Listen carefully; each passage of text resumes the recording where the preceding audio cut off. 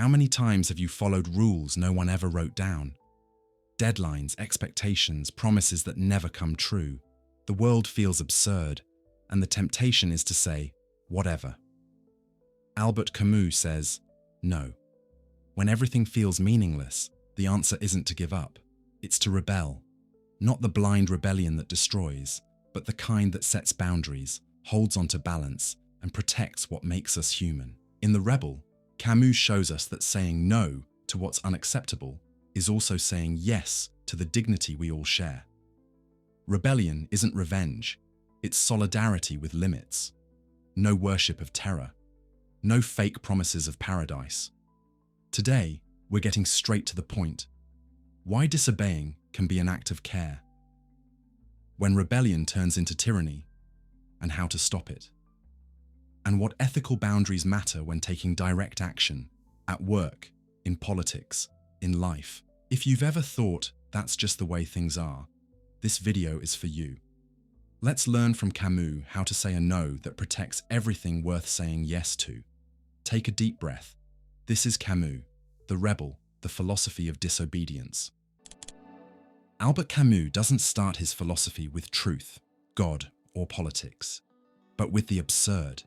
In the myth of Sisyphus, he defines the absurd as the clash between our deep human desire for meaning and the world's refusal to give us any. We're thrown into a silent, indifferent universe where the biggest questions, why am I here? Why is there something instead of nothing? Are met with no answers. That silence, in the face of our search for meaning, is what Camus calls the absurd. But absurdity isn't just an idea, it's something you feel. It hits when your routine breaks down, when repetition wears you out, when someone dies, when you suddenly realize that time keeps moving toward death, no matter what. In those moments of raw clarity, life shows itself as it really is, with no guarantees. As Camus puts it, the absurd is born of the confrontation between the human need and the unreasonable silence of the world. Faced with that, the first danger is suicide. And right at the start of the myth of Sisyphus, Camus says this is the only truly serious philosophical question. If life has no meaning, is it still worth living? His answer is clear and bold. The absurd demands that we live. Becoming aware of the absurd shouldn't make us run from life, but face it head-on. Lucidity isn't a comfortable place to hide. It's a permanent tension. Living without appeals, without lies, without illusions. And it's from that space that rebellion begins. In The Rebel, Camus lays out what he sees as the only ethical response to the absurd, to say no. But not a destructive no. A no that also affirms something. Rebellion, for him, isn't just about refusal, it's about creation. By saying no to injustice, absurdity, and oppression, the rebel is also saying yes to something greater. Our shared human dignity. This is crucial. The rebel isn't a nihilist. He doesn't say, everything is allowed. On the contrary, by rebelling, he draws a line. He's saying there's something that crosses the line, something that can't be tolerated. And by saying that, he's also saying, there's something worth protecting. Camus writes, the no of rebellion is at the same time a yes. The moment the slave refuses to obey, he rejects being a slave, but also affirms a value that makes him equal to his master. In other words, rebellion reveals a sense of justice, even if it doesn't come from any higher power. It shows us that even in a meaningless world, human dignity can't be trampled on without consequence. That's where Camus breaks away from both nihilism and totalitarian ideologies. The nihilist, who rejects all values, ends up lost, or obsessed with destruction. The ideological revolutionary often sacrifices dignity for the sake of some promised future. Camus rejects both paths. Rebellion for him isn't a ladder to paradise. It's a present tense act, rooted in the here and now, that demands justice without relying on absolutes. In this way, the no to absurdity becomes a yes to shared dignity. Because in refusing dehumanization, the rebel affirms something real and common. Human life, with its limits, fragility, and its right to exist without being crushed. Put simply, ethical rebellion turns absurdity into solidarity. But this solidarity isn't based on feelings. It's ethical, rational. It comes from realizing that all humans are in the same absurd condition, facing the same silence of the world. So, no one's life is worth more than another's. And from that, we get the foundation of justice. I am, therefore, we are. That's the heart of Camus's rebel ethics. What makes this philosophy powerful is that it doesn't ask you to believe in anything supernatural. No faith, no dogma, no utopia. It's an ethic of the finite. Camus invites us to act, not because the world has meaning, but because we can be true to ourselves without betraying our humanity. Rebellion, in this sense, is a kind of loyalty without hope, but also without cynicism. If the absurd shatters the illusion of guaranteed meaning, rebellion brings back the chance for just action. Unlike nihilism, it engages. Unlike fanatical ideology, it stays grounded. That's why Camus talks so much about the importance of limits. The rebel must act with restraint, because it's in recognizing limits that he honors the dignity he's defending. Through this, Camus reconnects the individual with the collective. Rebellion isn't just personal, it's the birth of a we. When someone says no to injustice, they join everyone else who ever said no.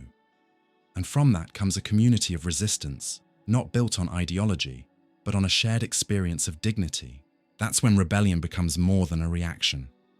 It becomes an ethic of mutual care, a commitment to humanity. That's why Camus writes, "True rebellion is loyal service to humankind." That line captures his central paradox. By saying no to the absurd, we don't fall into a void. We discover the chance to affirm, even in a world with no guarantees, an ethic of presence, dignity, and real solidarity. For Albert Camus, revolt is born from the refusal to accept humiliation and injustice. But it's not a blind outburst, it's a conscious act. And that awareness requires limits. That's why, in The Rebel, Camus says that every genuine revolt carries within it a sense of measure. Without it, the no that begins a rebellion can quickly turn into a yes to terror, tyranny, or cruelty. History is full of examples like this, movements that began as fights for freedom but ended up creating systems of oppression. Camus clearly saw the danger of forgetting the roots of revolt. When a rebel loses their sense of measure, they risk becoming exactly what they once fought against. The oppressed can turn into oppressors, justice can become revenge, and freedom can decay into despotism. That's why Camus wrote, "Revolt, if it's not limited, leads to total murder." That's the danger of any revolutionary act that breaks from oppression without keeping in mind that the means must align with the ends. The idea of measure, a term Camus borrows from classical Greek thought, is more than moderation.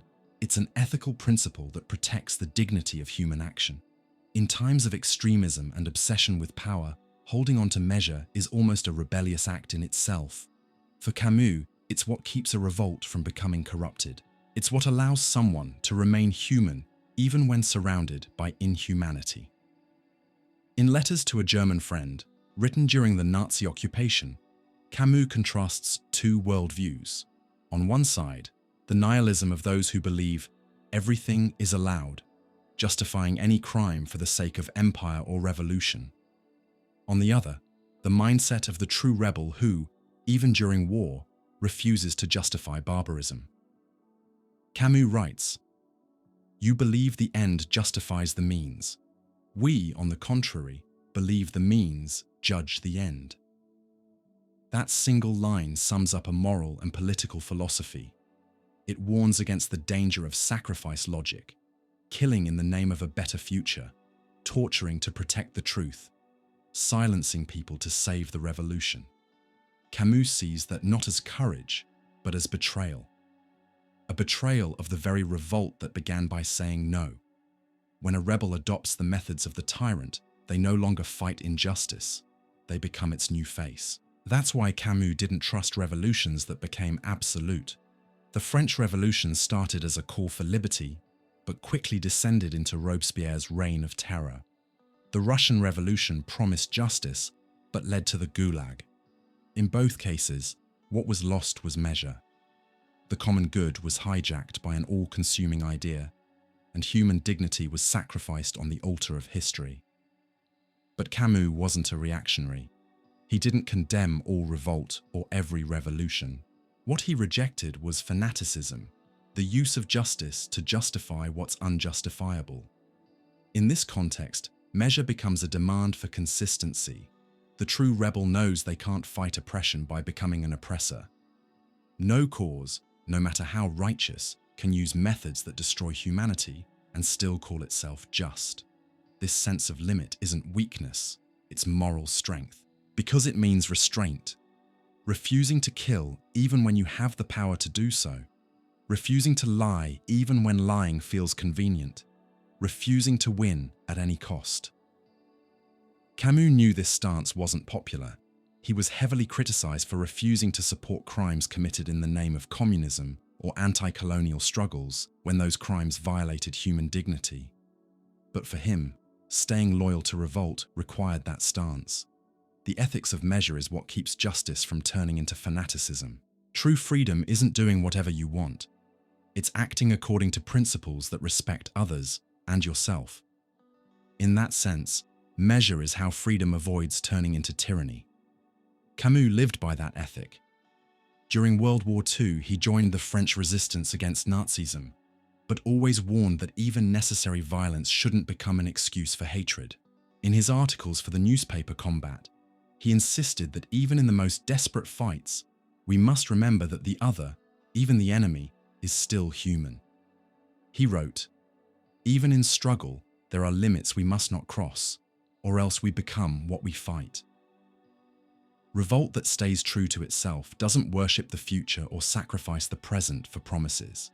It's a real grounded fight, one that knows the value of human life is the only legitimate guide for action. That's why Camus placed measure at the heart of his political philosophy. It's what keeps us from crossing the line between justice and monstrosity. And maybe that's why the ethics of measure feels so radical today, because it demands that we think, choose, and resist the temptation of extremes. It calls us to take responsibility. By recognizing that not everything is allowed, even when fighting evil, we're challenged to act in a more demanding way, to change the world without betraying what's most human within us. Metaphysical revolt begins when a person doesn't just reject their condition, they reject the very foundation of the world. It's a rebellion against God, against creation, against the values passed down by tradition. While historical revolt rises up against injustice we can see and touch, metaphysical revolt goes deeper.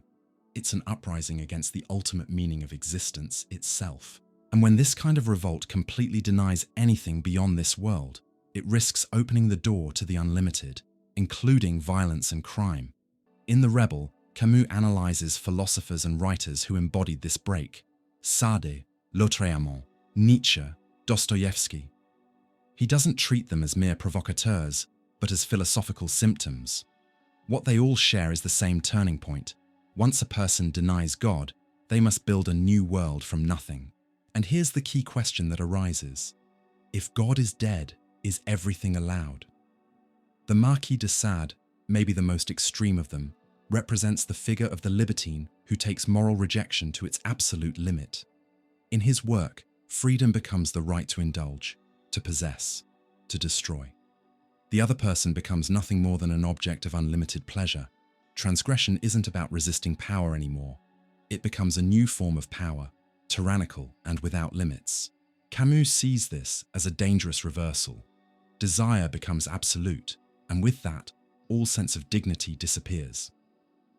The revolt against traditional morality ends up creating an even crueler kind of domination. Lautréamont, with his feverish and iconoclastic writing, expresses a similar gesture. Deny God, nature, mankind. Everything must be destroyed so that something new can emerge. But often, what arises is emptiness, or worse, a justification of evil for evil's sake. Camus sees in these authors the birth of an aesthetic nihilism, where the denial of all values creates room for the glorification of pure violence. This is where metaphysical revolt becomes deeply ambiguous. It begins as refusal, a refusal of an unjust world, of a God who allows suffering, of values that oppress. But if that refusal has no internal limits, it can quickly turn into destructive affirmation. Camus writes, "The murder of God is not just a theological problem. It brings with it an ethic, a politics, and an aesthetics of the unlimited." Nietzsche is perhaps the most complex of these rebels. In his work, the death of God is not a religious event, it's a cultural one. The realization that absolute values have lost their power. But Nietzsche doesn't stop at the void. He proposes the creation of new values, built on life's energy, the will to power, and the eternal return. Camus respects Nietzsche's greatness, but warns of the danger when his philosophy is misunderstood. The problem isn't Nietzsche himself, but how people might misuse his idea of the Superman.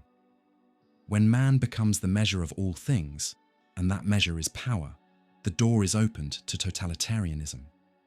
Camus says Nietzsche wanted to be a poet, but ended up being read as a prophet for a new cult of strength.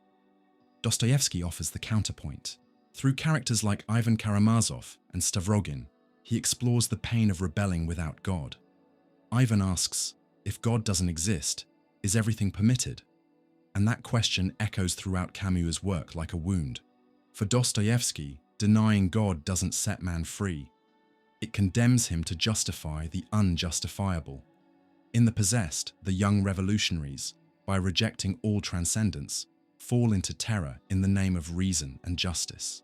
The result, murder, chaos, and a politics of death. Here's where Camus makes his deepest point. Philosophical murder, the total rejection of the basic values of existence, can absolutely lead to political murder. When there's no ethical foundation left for action, only results matter. And in that mindset, any means can be justified. Crime stops being a moral scandal and becomes just another strategy. The history of the 20th century confirmed this danger. Camus saw in totalitarian regimes, both Nazism and Stalinism, the political result of metaphysical revolt without limits. The party replaces God. History becomes the new absolute. And in the name of the future, they justify concentration camps, torture, extermination. What starts as a revolt for dignity ends up becoming a machine of dehumanization. But Camus is not defending religious surrender. He's not saying we need God to be ethical. What he's offering is another path. A measured revolt, one that rejects both submission and excess. An ethic of balance, aware that we live in a world without transcendent meaning, but unwilling to fall into the abyss where everything is allowed. The true rebel, for Camus, is the one who says no to injustice without saying yes to crime. The task, then, isn't to restore the sacred. It's to invent a humanism without illusions. A humanism that can live without God, but still hold on to human dignity as an absolute value, even if there's no ultimate foundation for it. It's a narrow path with no guarantees, but it's the only one that keeps the revolt from destroying itself. Philosophical murder, when taken to its extreme, prepares the way for unlimited politics. That's why real revolt must be limited, because there's no justice without boundaries. And there's no humanity without the recognition that the other cannot be destroyed in the name of any principle, no matter how noble it sounds. In The Rebel, Albert Camus maps a historical and philosophical path that begins with moral revolt and ends in totalitarian ideology. This path inevitably passes through the major modern revolutions, especially the French Revolution of 1789 and the Russian Revolution of 1917. Both began as legitimate demands for justice, freedom, and dignity. But in Camus' view, both also represent the transformation of living revolt into dead doctrine. Along the way, the principle of moderation is lost, and history becomes a new absolute, justifying everything, even murder. The French Revolution marks the start of what Camus calls historical revolt. The Act of 1789 was, above all, a no, a cry against absolutism, inequality, and institutional humiliation. It was the affirmation of human rights, popular sovereignty, and freedom as a universal value. Camus sees the early moments of the French Revolt as one of the noblest expressions of human dignity. But what begins as a cry for justice ends only a few years later in a reign of terror carried out in the name of that same justice. With Robespierre, the revolution crosses the line of moderation. Liberty turns into an abstract ideal, placed above human life itself. The guillotine becomes a symbol of revolutionary virtue. Camus identifies a turning point here. When the end becomes absolute, the means no longer matter. In the name of the Republic, people are executed. In the name of the people themselves are silenced. The revolt against monarchic oppression gives way to a new tyranny, now justified by so-called universal ideals. This is the moment when, according to Camus, history starts functioning as a new god. The revolution stops being a human act and becomes a necessary process, a marching destiny. People are no longer moral agents, but instruments of a higher logic. The human being disappears behind the machinery of history. Terror becomes justified because it's accelerating history. Crime becomes educational, necessary, inevitable. Camus sees this shift as a betrayal of ethical revolt. At its core, the rebel says no to injustice in the name of shared dignity. But ideological revolution, by turning history into an absolute, replaces moral judgment with historical necessity. Instead of asking, "Is this just?" the question becomes, "Is this necessary?" And that's how political murder becomes acceptable, as long as it advances the revolution. The Russian Revolution of 1917 follows the same pattern, but in an even more radical form. Marxism, which began as a critique of oppressive social structures, turns under Lenin and Stalin into a doctrine of power. The dictatorship of the proletariat, which was supposed to be temporary, becomes permanent. In the name of a better future, the present is sacrificed. The gulag replaces the guillotine. Ideology replaces thought. History once again becomes a deity, and it demands blood. Camus, who never accepted the idea that the ends justify the means, calls out this twisted logic. In The Rebel, he writes, "When history is deified, morality is sacrificed." In other words, when history becomes the new absolute, human dignity is no longer sacred. Everything is judged based on class position, loyalty to the party, or usefulness to the projected future. In that world, there's no room for the real human being, only for the future man. But for Camus, true revolt can't accept that trade-off. It stays loyal to present life, to real suffering, to actual justice. It demands limits. When revolution loses that sense of proportion, it betrays its roots. It starts by rejecting injustice, but ends up creating new forms of oppression, now justified by an irresistible historical narrative. History becomes the supreme judge, but a judge with no appeal, no mercy, and no ethics. So the question is inevitable. When does history become a new absolute? Camus answers, when it stops being a field of human action and starts being seen as a necessary, unstoppable process with total meaning. Revolt is born from the desire for freedom, but when revolution hardens into dogma, it imposes a new form of servitude, now in the name of historical inevitability. Freedom, which should be the goal, is lost as a means. Camus insists there's no authentic revolt without limits, and the limit in this case is the human being. Revolt must remain faithful to human dignity, even and especially when facing the system. When revolution sacrifices that dignity in the name of an idea of the future, it's no longer revolt, it's just a new absolutism. The king is replaced by an idea, and the result is the same, the silence of the victims. That's why Camus proposes an ethics of revolt that refuses both submission and the worship of history. He's not a nihilist or a conservative. His project is deeply human, to create a space where action is possible, but always bound by respect for others. It's not about rejecting social change, but about rejecting paths that require dehumanization as their price. Historical revolt only stays true to itself when it resists the temptation of the absolute, when it keeps saying no to oppression without saying yes to terror, and above all, when it refuses to deify history. Because history is not a god. It's the stage where human beings act. And for that reason, we must act with responsibility, with limits, and with measure. Albert Camus was never a complacent thinker.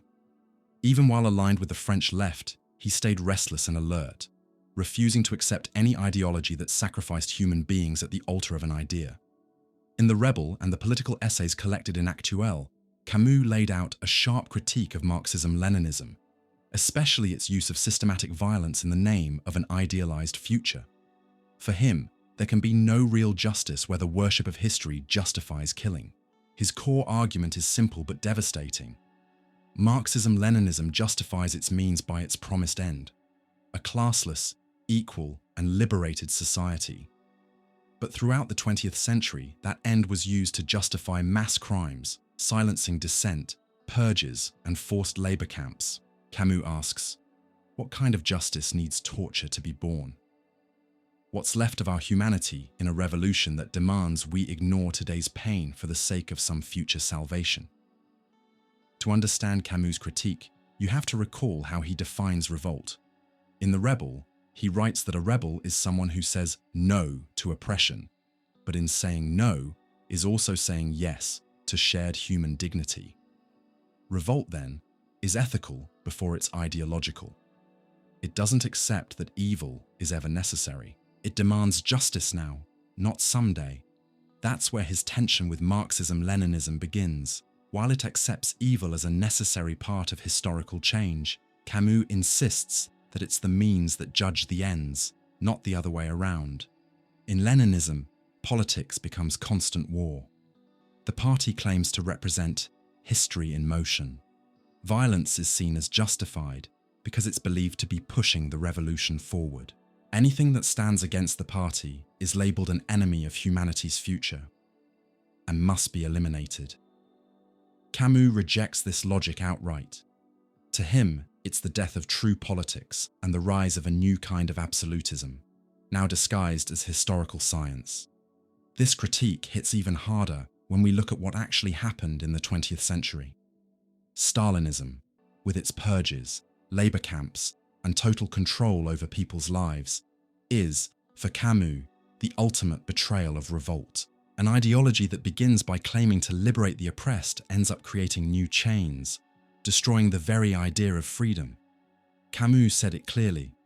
Real socialism betrayed the spirit of rebellion when it stopped fighting injustice and started justifying it.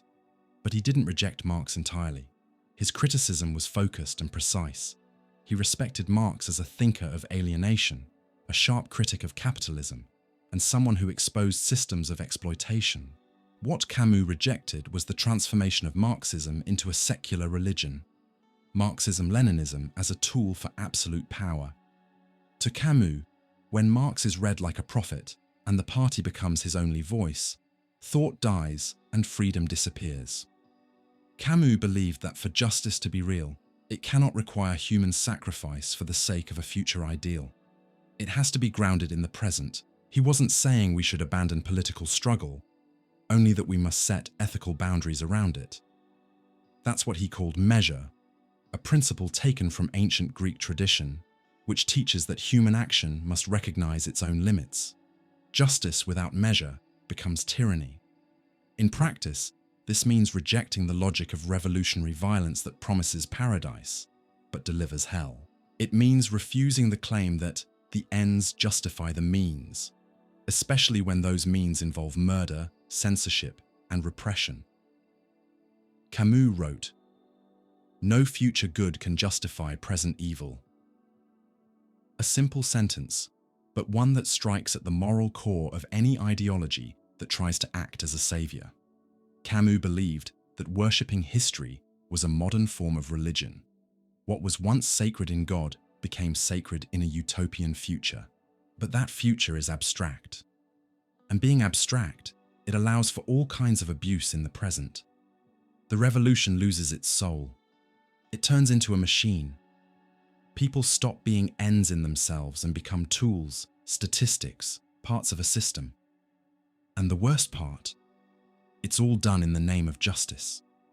But Camus wanted justice without human sacrifice. He dreamed of a rebellion that preserved the dignity of every person, even while fighting for collective change. This didn't make him naive or idealistic. In fact, his thinking was tough and demanding. He knew evil existed. He knew power tends to corrupt. He knew social change required struggle. But for him, that struggle only had legitimacy if it respected human life. Violence, if used at all, should be a last resort, never a standard method, and never justified by some unreachable goal. In Actuels, Camus doubled down on this view, calling out the French left for turning a blind eye to the crimes of communist regimes. He exposed their selective silence, their rational excuses for purges, and the twisted morality that turned victims into enemies. Camus refused to accept that criticizing capitalism meant tolerating new forms of oppression. For him, staying loyal to justice meant having the courage to say no to any system that dehumanized, even those that claimed to speak for the people. So the question remains, can there be justice without worshipping history? Camus says yes, but it's a justice born from clarity, not fanaticism. A justice that doesn't promise utopias, but commits to respecting life, here and now. A justice without dogma, without myths, without absolutes. A justice that's human, imperfect, but real. That's the kind of rebellion he believed in, true to its roots, and above all, true to the human being. Revolt is never purely individual. No matter how personal it may feel, it immediately takes on a collective meaning. When someone says no to injustice, that no isn't just about them. It's a statement that no one should have to go through something like that. In that moment, ethical revolt becomes solidarity. And that's what Camus means when he says, "I am, therefore we are." This simple yet radical phrase captures the core of his ethics. Affirming yourself is also affirming others. Unlike Descartes' "I think, therefore I am," which focuses on isolated reason, "I am, therefore we are," points to a kind of existence that only makes sense in relation to others. Revolt, when it breaks the silence of resignation, creates a we, a moral community born from a shared refusal to accept absurdity or injustice. In The Rebel, Camus shows that true disobedience, the kind that doesn't just protest, but proposes a new way of living, is inseparable from solidarity. The rejection of oppression, humiliation, or authoritarianism doesn't come from a place of revenge, but from a demand for justice. And for Camus, justice isn't about satisfying individual needs. It's about respecting the dignity of everyone. That's why revolt can't be selfish. The kind of disobedience Camus values isn't about personal whims. It's an ethical act that says, if this is unacceptable for me, then it should be unacceptable for everyone. The character of Dr. Rieux in The Plague represents this principle. As the plague devastates the city of Oran, he refuses to give in to indifference or despair. He knows he can't save everyone. He knows the disease might win. But still, he chooses to resist. And that resistance doesn't come from religious faith or a promise of reward. It comes from something simpler and deeper, a refusal to accept suffering as normal, and a commitment to do whatever is possible to ease that suffering. Rieux doesn't seek glory, he simply acts, and by acting, he invites others to join him, not out of duty, but out of a shared sense of what's right. This is the kind of solidarity Camus believes in. Not an ideological demand, but a real, grounded ethic based on our shared human condition. Everyone faces the plague. Everyone is vulnerable. So no one should be left behind. This solidarity isn't sentimental. Camus insists that it demands clarity. It's easy to unite out of excitement, resentment, or fear. But real solidarity requires responsibility. It's a choice, not just a feeling. And more than that, it has boundaries, because once you see the other as equal, your revolt has to restrain itself. It rejects the idea that the ends justify the means. It says you can't destroy in the name of some abstract idea. If there's a we, then not all means are acceptable and not all goals are worth pursuing. So when we ask, who is disobedience really for? This is Camus' deepest answer. For him, disobedience is only legitimate when done in the name of everyone, in the name of shared human dignity. Disobeying out of pride, power, or blind rejection leads to self-destruction or tyranny. But disobeying because you can't accept the suffering of others, that's active solidarity. There's a line in The Rebel that sums it up perfectly. To rebel is to place oneself on some level with others, to recognize in them a fellow being. That recognition is the foundation of solidarity. It's not about pity or sympathy. It's about justice. The true rebel doesn't say, I suffer, therefore I'm a victim. They say, if I suffer, and this is unbearable, then anyone's suffering must also be. Revolt turns pain into a bridge, not a wall. This idea is also at the heart of Camus' criticism of ideologies that sacrifice the present for some distant future. Every time revolt abandons real solidarity in favor of abstract ideas, the class, the race, the party, the future of humanity, it loses its soul. The we disappears. The real other is erased. And in their place, we create enemies. That's when disobedience becomes corrupted. It's no longer resistance, but domination. No longer ethics, but a game of power. That's why, for Camus, solidarity isn't a side effect of revolt. It's the very essence of it. It's what keeps revolt from becoming tyranny. It's what makes sure that, even in conflict, we don't lose our humanity. Camus isn't asking us to be martyrs or heroes. He's asking for something harder and more honest, to stay true to the dignity we see in ourselves, and therefore in others too. Revolt, when rooted in solidarity, can support a political and moral commitment that doesn't need dogmas. It's born from shared experience of absurdity, but refuses to be complicit with suffering. It doesn't demand certainty, but it does demand presence. Camus believes that this fragile, temporary, yet real we is the most meaningful thing about being human. Because in the end, true revolt doesn't just say no to oppression. It says yes to the possibility of a shared world. And in that we find the answer to the question, who do we disobey for? For everyone. Artistic creation is a unique form of rebellion, but not just any kind of rebellion. It's not about destroying the world or getting lost in self-indulgent style. A true artist, according to Camus, is someone who says no to absurdity, injustice, and death, without rejecting the world itself.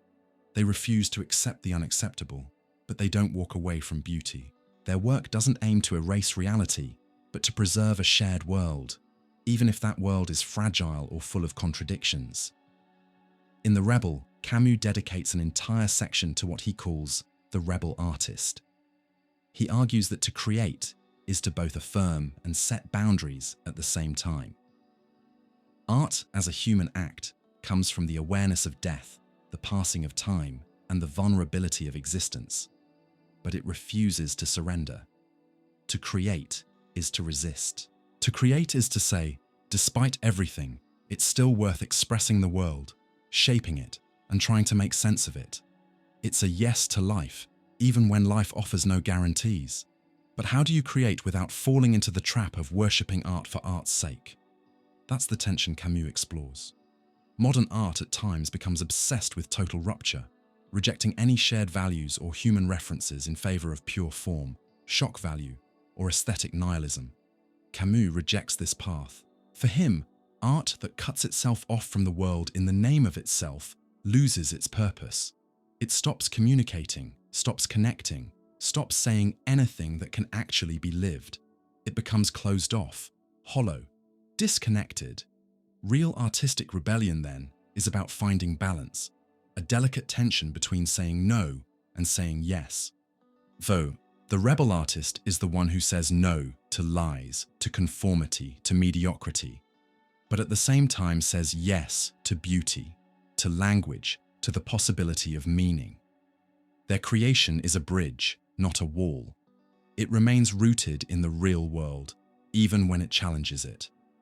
This idea is beautifully expressed in Nuptials and Summer, two essay collections where Camus writes with deep emotion about light, the body, nature, and the Mediterranean.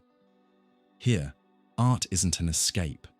It's an encounter, a way of fully inhabiting the world with both intensity and restraint. Camus writes about the sun in Tipasa, the sea, the silence of ancient stones. He embraces beauty as a form of resistance to absurdity, not as comfort, but as a celebration of the present moment. In the depths of winter, I finally learned that within me lay an invincible summer. This famous line from Summer captures Camus' aesthetic philosophy, art that doesn't deny the tragedy of life, but that finds, even in the coldness of the human condition, a source of warmth, the creative act, the attention, the care for the world. This kind of art is always ethical because it grows out of solidarity with reality. It's not about creating to escape, but creating to preserve. The rebel artist knows their work is limited, imperfect, and temporary, but still necessary. They don't try to replace the world with a perfect fiction, but to give the world a form that can be shared. They don't chase the purity of absolute beauty, but the balance between what we suffer and what we can still hold on to. Camus' play Caligula, written when he was young, already explores this dilemma. The title character, a Roman emperor, decides to push absurdity to its limit. After the death of his sister and lover Drusilla, Caligula becomes obsessed with the idea that life has no meaning, and he decides to impose his own logic, with no rules, no morals, no sense of reality. He demands the moon. He wants the beauty of the world to obey his will. But it's exactly this refusal of limits, this total aestheticization of life, that turns Caligula into a tyrant and a murderer. The emperor becomes the artist of his empire, an absolute artist who turns life into his masterpiece and people into tools. The result is destruction.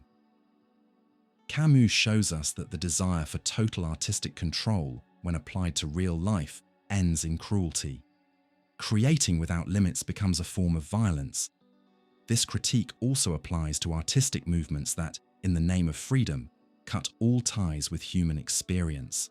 For Camus, art is only truly rebellious when it's grounded in one value: respect for life. Creating demands responsibility. No matter how intense, beauty can't justify erasing the other. The rebel artist accepts this tension. They understand that their freedom ends where the world of others begins. Camus wrote, "Art is not the world, but a form of reconciliation with the world." That line says it all. Art isn't meant to create new gods or become absolute. It should be a bridge, not a wall. A way of saying, this hurts us, but we're still here. A way of standing with the silence of the world and still choosing to sing. So, to create without turning art into an idol means accepting imperfection, incompleteness, uncertainty. It means giving up on the illusion of purity. It means understanding that art doesn't save us, but it helps us endure. And by sharing that experience, it brings us closer together. The rebel artist doesn't rise above the world. They step into it, with courage, with clarity, and with compassion. The young emperor Caligula, created by Albert Camus, isn't just a historical figure dramatized on stage. He represents an eternal danger. When freedom cuts ties with any kind of limit, it doesn't grow, it self-destructs. In the play Caligula, written between 1938 and 1944, Camus shows with brutal clarity what happens when freedom becomes absolute. It degenerates into tyranny, logical cruelty, and emptiness. Caligula, in the play, doesn't start out as a monster. He's first and foremost a wounded man. The death of Drusilla, his sister and lover, tears apart the veil of daily life and throws him into the heart of the absurd. Suddenly, everything that once seemed important, the empire, power, glory, becomes meaningless in the face of death. It's the same breaking point Camus describes in the myth of Sisyphus, that moment when the world loses its meaning, and the person becomes painfully aware of existence's silence. But Caligula doesn't back down. He doesn't accept the absurd with humility. He faces it and decides to beat it. To do that, he chooses to embrace unlimited power, guided by ruthless logic. If everything is absurd, then anything is allowed. If death makes everyone equal, then the only truth is destruction. So Caligula becomes the tyrant of no limits, someone who recognizes no value higher than his own will, no break on his freedom. Camus, in the play's preface, calls Caligula the suicide of freedom. Why? Because by trying to break free of all limits, including morality, compassion, and reason, Caligula destroys the very space where freedom can exist, the space between people. He no longer wants to coexist. He wants to dominate. He doesn't want to understand. He wants to control. He demands everything: the moon, the impossible, total obedience, power over life and death. And in doing so, he becomes a prisoner of his own logic. That logic is the real problem. Caligula doesn't act on impulse. He acts out of consistency. His tyranny is philosophical, almost mathematical. He says, people die and they aren't happy. Therefore, everything humans build is pointless. His cruelty, in his mind, is justified by the truth. He kills to expose the farce. He mocks death to prove that we're all equal in the face of nothingness. He wants to be free, but ends up turning freedom into a weapon, and with every step, he drifts further from the humanity he wanted to understand. Here lies the tragedy. Wanting everything ends up destroying freedom. Because freedom isn't doing whatever you want, whenever you want, however you want. For Camus, freedom requires balance, relationships, and reciprocity. A person is only truly free when they recognize others as equally free. Without that, there's no freedom, only domination. And Caligula chooses domination, believing that by breaking all boundaries, he'll become more truthful, more free, more absolute. But what he finds is the opposite: isolation, despair, and ultimately, death. Caligula's empire becomes a test lab for an idea taken to its extreme. And Camus warns us, when reason loses its connection to compassion, it becomes madness with method. The tyrant isn't insane. He's logical, but without empathy. He applies his worldview coldly. That's what makes him dangerous. His tyranny isn't just political, it's metaphysical. He wants to rewrite the laws of meaning itself. He wants the universe to bow to his pain. And because that's impossible, he punishes the world for not being what he wants. By staging this drama, Camus isn't just telling an imperial tale. He's warning us about a modern danger, turning principles into absolutes and ignoring human limits. Caligula is the cousin of every system that sacrifices life in the name of some higher idea, whether religious, ideological, or even aesthetic. He's a reflection of modernity that, by rejecting transcendence, ends up trying to replace God with the self. But there's something even deeper. By demanding everything, Caligula reveals the void within himself. Because everything is an illusion. No one has everything. No one defeats death. No one escapes being human. And by refusing to accept that, the tyrant breaks with the only form of freedom that's actually possible: tragic freedom. The kind that acknowledges limits, but still chooses, still acts, still commits. The kind of freedom that says yes to life as it is, not as we wish it to be. Camus believed that accepting limits isn't submission, it's maturity. The rebel man, unlike Caligula, doesn't demand the moon. He accepts the earth, the here and now, the beauty that still exists. He doesn't want everything, just enough to live freely without taking away anyone else's freedom. That balance is what makes freedom real. Without it, freedom turns into tyranny, and the man who wanted to be God becomes a monster.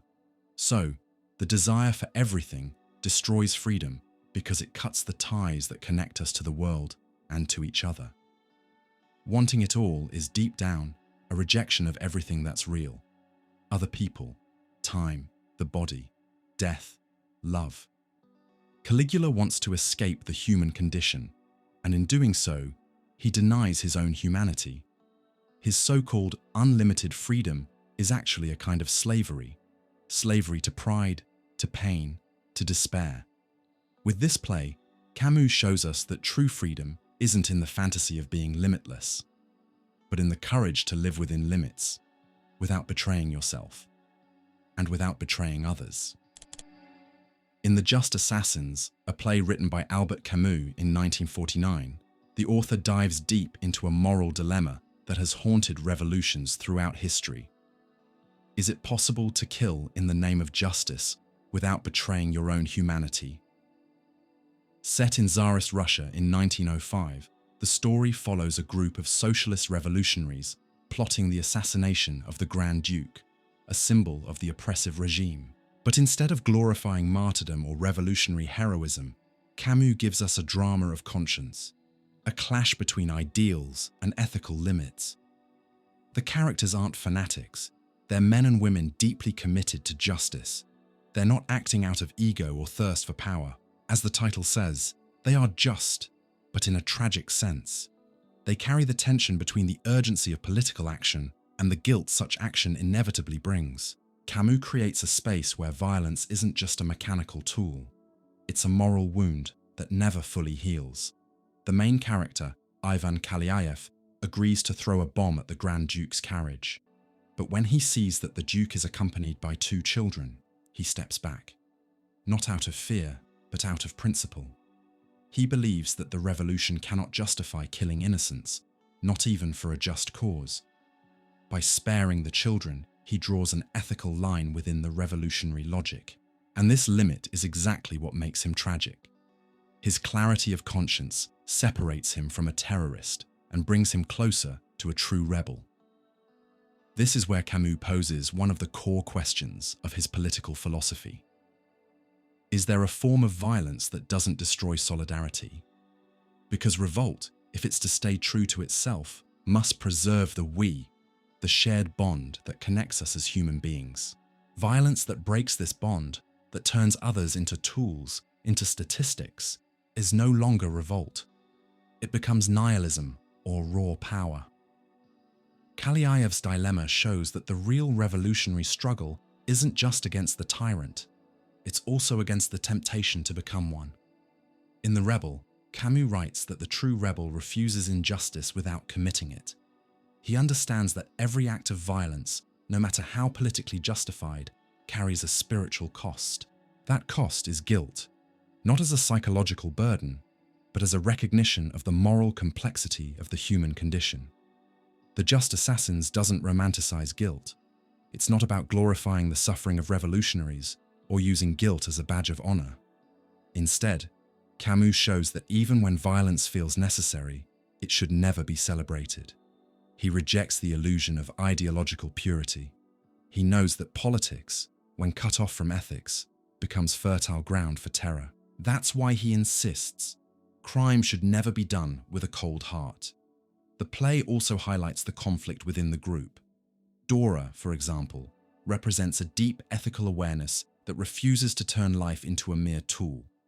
Stepan, on the other hand, stands for the hardline revolutionary who values discipline, calculation, and efficiency. For him, hesitation equals betrayal. But Dora believes there's a line that must never be crossed, even in the name of the people. This tension mirrors a bigger question. How far can we go without becoming our own worst enemy?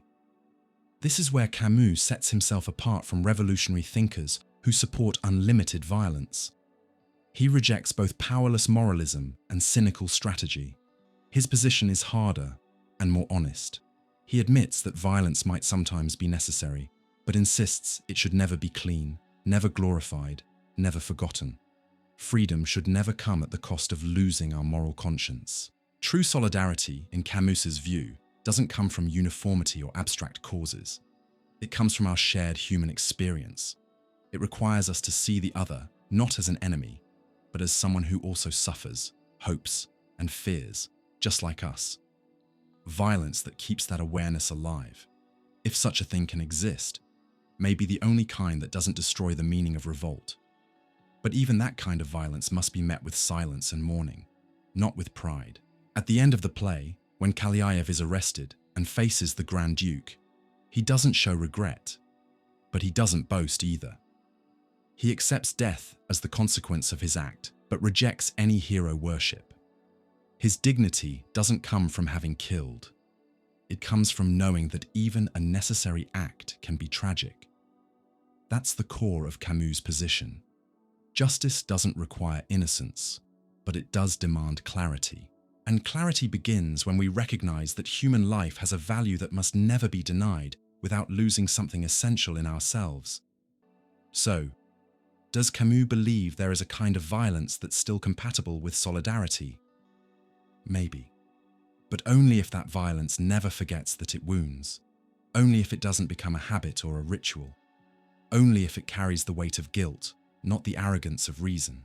Solidarity demands that every exception be met with pain, and that no act of violence ever be done without the full awareness that something sacred is being lost forever.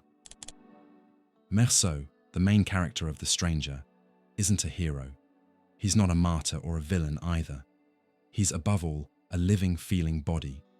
Someone who refuses to lie and won't bend to the social norms that structure the world around him. From the very first line, "Today, Maman died, or maybe yesterday, I don't know." Camus introduces us to a man disconnected from the expected patterns of emotion, language, and behavior. And it's exactly this refusal to follow the script that makes Meursault a condemned man, not just in court, but in the eyes of society as a whole. But is Meursault's refusal an act of rebellion or a form of escape? That's the central question Camus leaves hanging, asking the reader to look beyond moral judgment. Meursault doesn't react the way people expect when his mother dies. He doesn't pretend to be sad or put on a show of mourning. Later, when he commits a seemingly senseless murder, under the sun, on the beach, with a cold, repeated motion, he ends up judged not so much for the crime, but for his indifference. He's condemned because he didn't fake the feelings people thought he should have had. Camus, with the precision of a moralist without dogma, reveals how much society depends on the appearance of conformity. Meursault's real offense isn't killing a man. It's not crying at the funeral, not lying about love, not asking for forgiveness. He lives in raw reality, where truth isn't comforting, but unavoidable. He doesn't give speeches, doesn't hide behind justifications, doesn't try to look better than he is. And that makes people uncomfortable, because in this world, brutal honesty is seen as a threat. But this indifference isn't emptiness. It's a kind of resistance to the social theatre. Meursault doesn't accept the rituals of meaning because he sees that the world offers no meaning at all. And in that clarity, there's something deeply Camusian, the recognition of the absurd. The absurd is the starting point of all of Camus's philosophy, the gap between our human longing for clarity and the silent indifference of the universe. Meursault lives in that gap. He doesn't deny it or try to fill it with illusions. But living in the absurd doesn't mean escaping responsibility. On the contrary, Meursault is not a cynic. He doesn't hide. When he's arrested, when he's judged, when he waits for execution, he doesn't reach for religion, doesn't look for forgiveness, doesn't fake regret. He faces his condition all the way to the end. And in doing so, he embodies a rare kind of responsibility. Not social responsibility, but existential responsibility. The courage to be who you are, even in the face of death. In the myth of Sisyphus, Camus describes the absurd man as someone who, faced with the silence of the world, doesn't run away. He stays awake. Sisyphus, condemned to push a rock forever, is happy because he embraces his fate without illusion. Meursault, standing before the guillotine, finds a similar kind of peace. In the final chapter, he finds no comfort in salvation, only in accepting life as it is, short, meaningless, and still worth living. Facing this night full of signs and stars, I opened myself for the first time to the indifference of the world, and feeling it so much like me, so familiar, I realized I had been happy, and I was still happy. This final thought from Meursault isn't desperate. It's calm. He's not running from life. He's someone who, by refusing to conform, rediscovers the possibility of being real. But that kind of authenticity comes with a cost. In a world that demands masks, anyone who refuses to play along is seen as dangerous. Meursault is condemned not for the murder itself, but for failing to act like a remorseful man. And in that sense, his disobedience is a rebellion, silent but radical. He doesn't ask for rights, he doesn't try to justify what he did, but he also doesn't bow to expectations. He is the stranger, not just to society, but to its language, its rituals, and its moral systems. Camus doesn't present Meursault as a role model. He doesn't romanticize his detachment. Instead, he presents him as a limit case, someone who exposes how deeply our ideas of justice, morality, and humanity are shaped by social expectations. Meursault is like a mirror flipped upside down. He shows us that to be seen as moral, we don't have to be kind. We just have to act the way people expect. So the question remains, is refusing social scripts an act of rebellion or a form of escape? In Meursault, it's a bit of both, and that's what makes him so fascinating. His refusal to play along is a kind of resistance. But his passivity in the face of his own actions, the murder, also hints at an avoidance of deeper ethical responsibility. He accepts life and death as they are, but doesn't try to change anything. He embraces his fate, but doesn't fight back. Camus doesn't give us answers, just discomfort. Meursault's disobedience is both noble and troubling. He's free, but isolated, honest, but emotionally disconnected. His revolt has no speech, no mission, no hope. And maybe that's why he's one of the most unsettling figures in modern literature. Meursault forces us to ask, what does it really mean to be responsible? Is it following the rules, or being true to reality? Is it obedience, or the courage to stay awake, even when the truth hurts? Rebellion, at its core, is a gesture of dignity. The moment a person refuses to accept injustice as their fate. But even a noble act like this can go wrong. It can be poisoned by hatred, twisted into a desire for revenge, or slowly eaten away by a destructive mindset. That's where the line between rebellion and resentment becomes thin and dangerous. Camus was very aware of this risk, and he enters into both an implicit and sometimes direct dialogue with Friedrich Nietzsche, especially with Nietzsche's critique of resentment in On the Genealogy of Morality. For Nietzsche, resentment is the root of the morality of the weak. It's the hatred of those who feel powerless, people who, unable to act with strength, create inverted values to justify their weakness. In that worldview, being good means being passive, submissive, condemning natural human instincts. Meanwhile, being bad is associated with action, strength, and self-assertion. This type of morality doesn't come from power. It comes from denying the power of others. It's reactive, not creative. Nietzsche calls this kind of morality toxic. It pretends to be about justice, but it's really about punishment. It wears the mask of compassion, but it feeds on hate. The resentful person doesn't want to heal the world. They want revenge. Camus saw a similar danger. In The Rebel, he draws a clear line between authentic rebellion and resentment disguised as justice. True rebellion comes from a sense of boundary, that moment when someone says, "This is intolerable," and in doing so, affirms that there's something within us worth protecting. That no is also a yes to shared humanity, to common values, to solidarity. The rebel doesn't want to destroy the world. They want to make it better. Their energy is constructive, even when it challenges the system. But Camus warns, rebellion can betray itself. When it loses its connection to clarity, compassion, and proportion, it turns into resentment. And resentment is sneaky. It looks like virtue, but it's soaked in bitterness. That's when injustice no longer inspires a call for justice, only a desire to make others suffer. The other person stops being a fellow human. They become the enemy.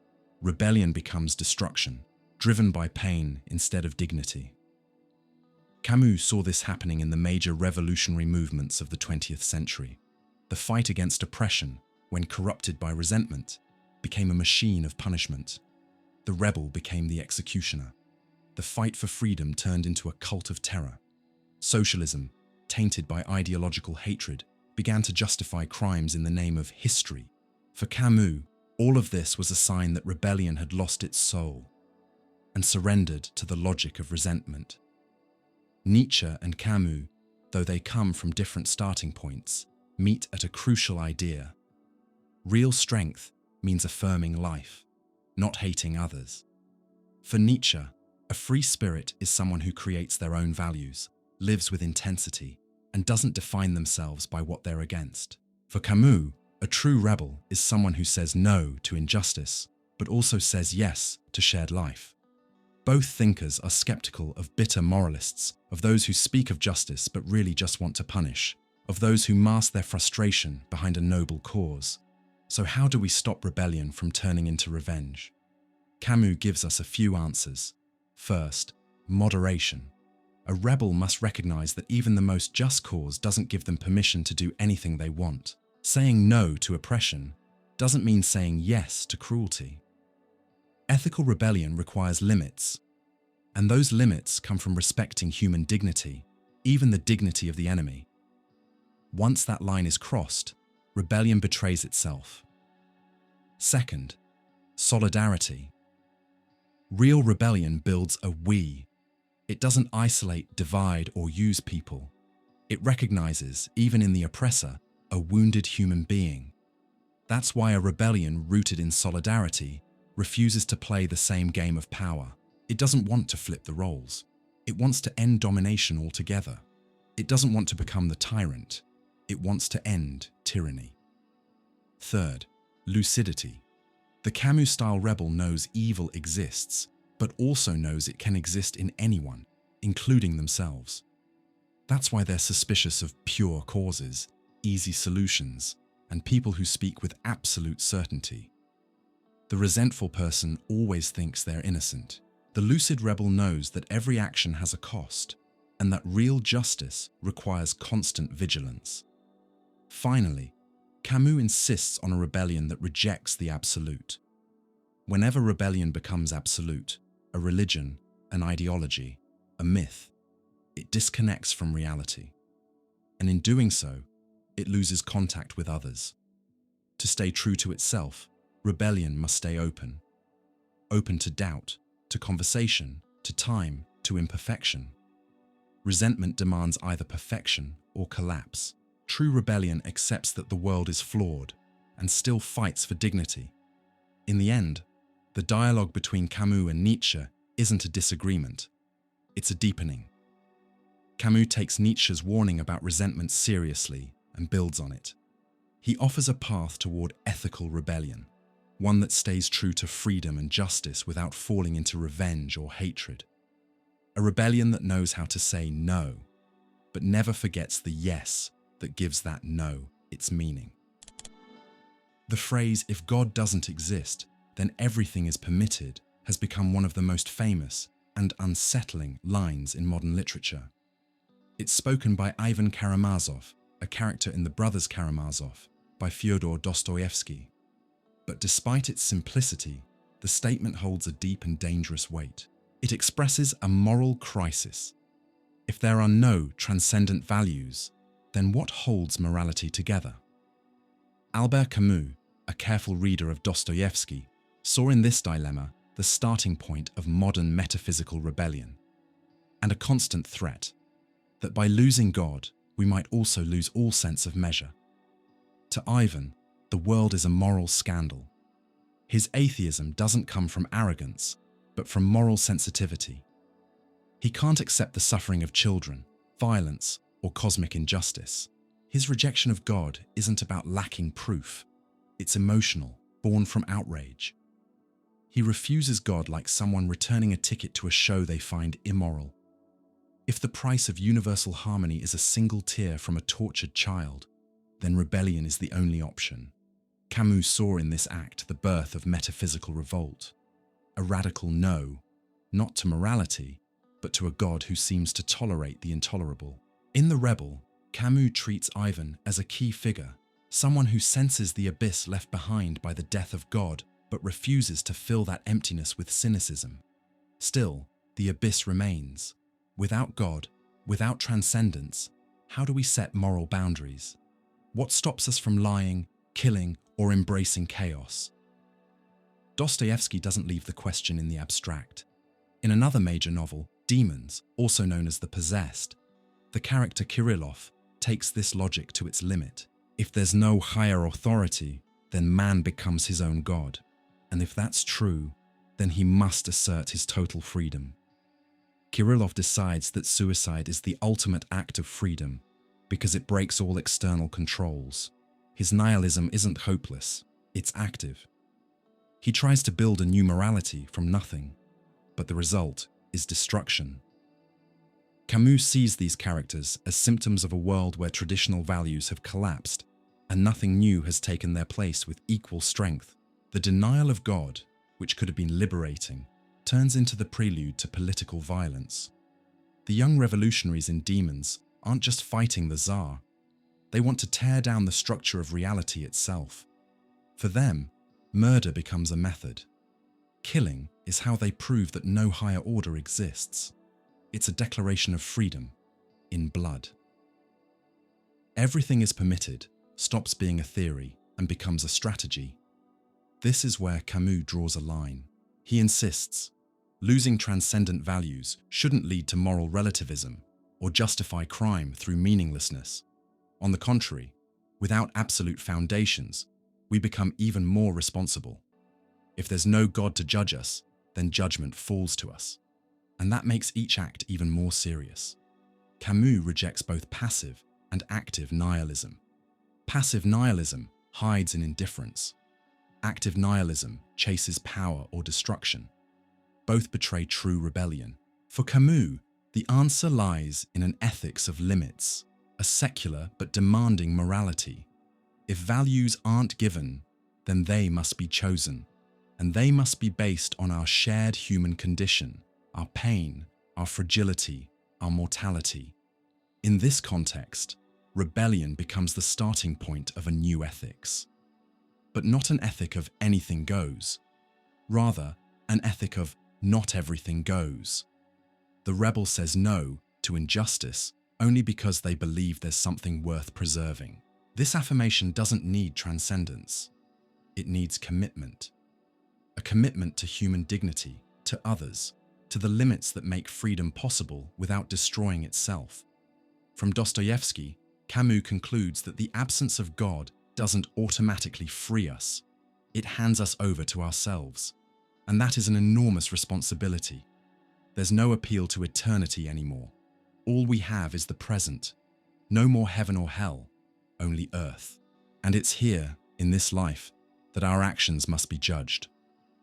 Good and evil are no longer absolute categories, but human choices made in an imperfect, yet real world. The loss of transcendent values demands human limits, and those limits aren't arbitrary. They're built on compassion, solidarity, and a refusal of senseless suffering. They don't come from outside us, they grow from within the experience of living among others. Camus's morality is a morality of radical responsibility. Since there's no metaphysical salvation, every life must be protected here and now. Camus rejects everything is permitted, not because he believes in dogmas, but because he believes in humanity. He believes we can say no to murder without faith, that we can choose justice without eternal reward, that we can build a measured ethic without absolutes. And in doing so, he offers a powerful answer to the abyss that Ivan and Dostoevsky's Demons exposed.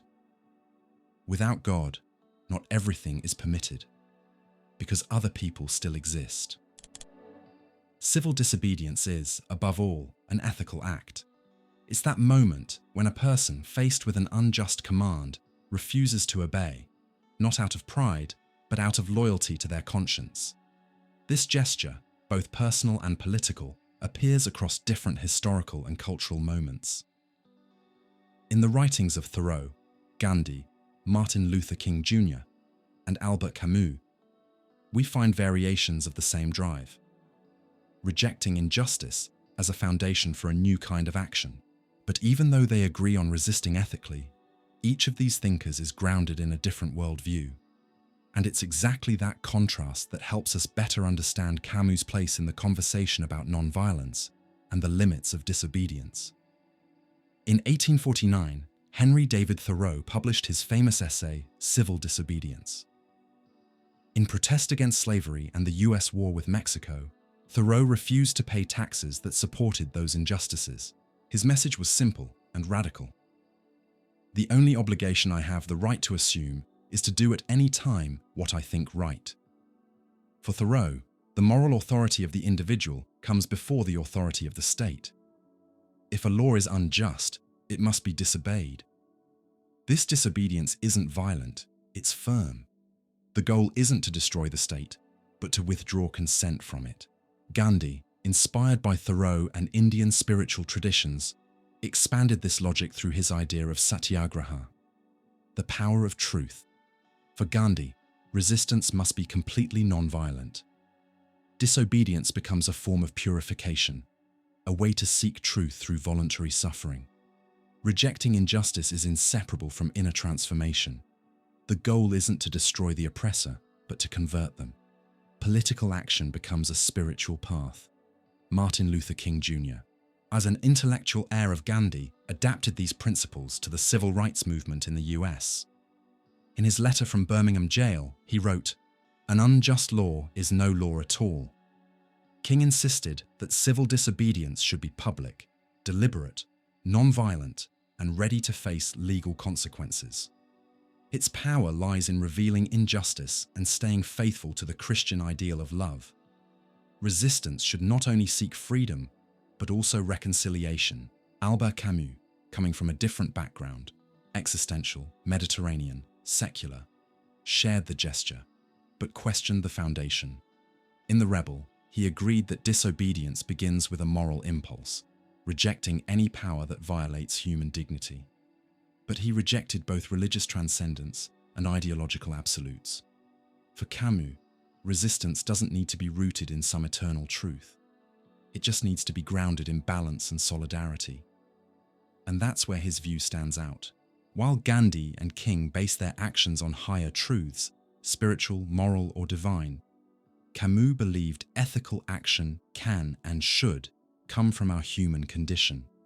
You don't need to believe in God or some promised future to reject oppression.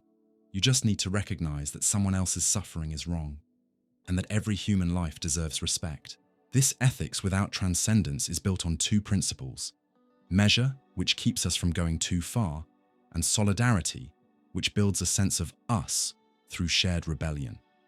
For Camus, measure is the limit a rebel sets for themselves to avoid becoming what they're fighting against. It prevents disobedience from turning into blind destruction. Solidarity, on the other hand, is the reason we disobey, not for personal gain, but out of commitment to shared dignity.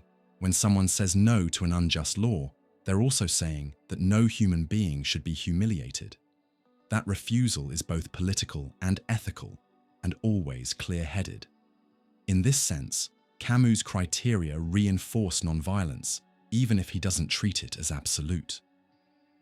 Unlike Gandhi, who saw violence as morally impure, Camus accepted that sometimes it might be unavoidable, but he insisted it should always be rare, limited, and handled with full awareness of its weight. Even when necessary, violence is never clean, it's never celebrated. It comes with guilt, with pain, with the awareness that something is lost when we choose it.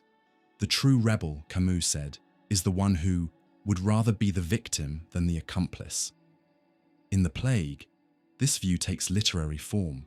Dr. Rieu, the main character, fights the epidemic not out of religious duty or ideology, but out of simple human decency. He refuses to accept death as fate. He resists, even knowing the plague will return. His revolt isn't loud. It's quiet, steady, made of small acts. He doesn't kill, doesn't preach, doesn't seek glory. He just acts. And his actions are guided by an ethic of care, attention, and compassion for others. So while Camus didn't create a formal doctrine of civil disobedience, his philosophy offers a strong guide: to act against injustice with clarity, limits, and respect for life. What matters is not having a perfect theory, but staying true to our shared humanity. Measure and solidarity don't weaken political action. They make it harder and more noble. Camus, Thoreau, Gandhi, and King all shared an ethical rejection of oppression. They may have disagreed on the foundation, but they agreed on this truth: disobedience is, first and foremost, a way of saying that some things matter more than obedience. And for Camus, that thing is our shared humanity, fragile, imperfect, but untouchable. In The Rebel, Albert Camus offers one of the most powerful and unsettling critiques of modern politics: the replacement of God by the state, of faith by the party, of eternity by history. As the modern world became more secular and traditional religion lost its power to shape the meaning of life, new forms of absolutism began to rise, not in heaven, but here on earth. Faith in the sacred was replaced by belief in progress, revolution, and the future. That's how the gods of history were born: ideologies that promised salvation through politics, but demanded immediate sacrifices for a glorious tomorrow. Camus wasn't a defender of organized religion, nor was he a believer, but he also didn't celebrate the kind of nihilism that often comes with the loss of transcendence. For him, the death of God shouldn't lead to the rise of new idolatries. Yet that's exactly what happened in the totalitarian regimes of the 20th century. The party took the place of the absolute. History became the new revelation, and as a result, real human beings, finite, imperfect, were reduced to a means to an end, never the end itself. This shift is central to his critique of Marxism-Leninism, but it applies to all forms of political worship of the future. Camus saw that when an ideology claims to be the sole interpreter of history, it stops being just one perspective and becomes a new religion. But this religion no longer speaks of eternal salvation. It speaks of historical utopia. There's no heaven after death, only a perfect world on the horizon. And to reach it, the present can be manipulated, silenced, or sacrificed. It's here that Camus makes one of his strongest accusations. Worshipping the future allows cruelty in the present. When something is done in the name of a higher cause, it's no longer judged by moral standards. Present suffering becomes necessary. Repression becomes unavoidable. Murder becomes a tool of historical justice. What matters is no longer the value of a human life today, but how useful it is to the revolution. The now is enslaved by the later. Reality is sacrificed for the ideal. Camus wrote, "If God is dead and history becomes the final judge, then there is no longer any limit to human power." That's the central danger of poorly digested secularization. The void left by religion isn't filled by freedom and responsibility, but by ideological systems that demand total submission. People are left hanging in time between a promise of future redemption and the daily terror that promise imposes. The worship of history, just like the worship of God in authoritarian religions, demands blind faith. The party claims to know what's coming. The ideology says it understands the direction of time. Anyone who disagrees is called an enemy of the people, a reactionary, an obstacle to progress. Just like heretics were once burned at the stake, modern dissenters are punished with silence, prison camps, or firing squads. But in both cases, the logic is the same. We must destroy in order to save.